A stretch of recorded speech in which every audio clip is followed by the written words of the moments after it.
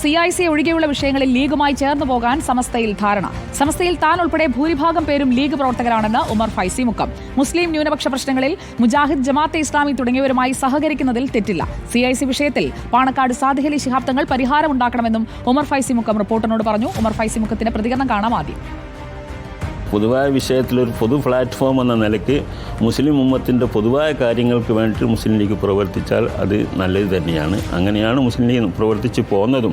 സമസ്തയുടെ മുൻകഴിഞ്ഞ നേതാക്കളൊക്കെ സമസ്തയോടൊപ്പം പൂർണ്ണമായും ബാഫക്കി തങ്ങൾ, പൂക്കോയ തങ്ങൾ, മുഹമ്മദ് അലി ശിഹാബ് തങ്ങൾ, ഹൈദർ അലി ശിഹാബ് തങ്ങൾ ഇവർക്കെല്ലാം നയിച്ചിരുന്നത് ഒക്കെ പൂർണ്ണമായിട്ട് തന്നെയാണ് പോകുന്നത്.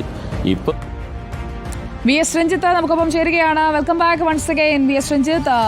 മുസ്ലിം ഉമ്മത്തിന്റെ കാര്യമാണ് പറയുന്നത്. അങ്ങനെയുള്ള ഒരു സഹകരണം അത് ഒരു ധാരണയായി കഴിഞ്ഞിരിക്കുന്നു. CIC മാറ്റി നിർത്തിക്കഴിഞ്ഞാൽ അതാണോ വസ്തുത?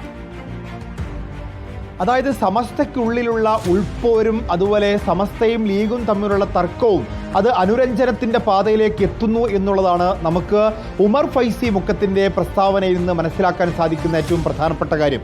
അദ്ദേഹം പറയുന്നത് സമസ്തയും ലീഗും തമ്മിൽ വളരെ കാലമായി നല്ല ബന്ധത്തിലാണ്. ഇപ്പോൾ ആ ബന്ധത്തിനുണ്ടായിട്ടുള്ള ചില ഉലച്ചിലുകളും പ്രശ്നങ്ങളുമൊക്കെ അതിവേഗത്തിൽ പരിഹരിക്കപ്പെടുകയും അതിനുള്ള ശ്രമങ്ങൾ തുടർന്നു വരികയുമാണ് എന്നുള്ളതാണ്. സ്വാഫി ഒഫിയ കോഴ്സുകൾ നടത്തുന്ന CIC കോളേജുകൾക്കെതിരെയുള്ള വിമർശനം ഒഴിച്ചു നിർത്തിയാൽ സമസ്തയുമായി ലീഗിന് ഇപ്പോൾ ഒരു പ്രശ്നവുമില്ല എന്നും ലീഗിനുമായുള്ള ബന്ധത്തെ ചൊല്ലി സമസ്തയ്ക്കുള്ളിൽ ആഭ്യന്തര കലാപങ്ങളില്ല എന്നുള്ളതുമാണ് ഇപ്പോൾ ഉമർ ഫൈസി മുക്കം പറഞ്ഞു വെക്കുന്നത്.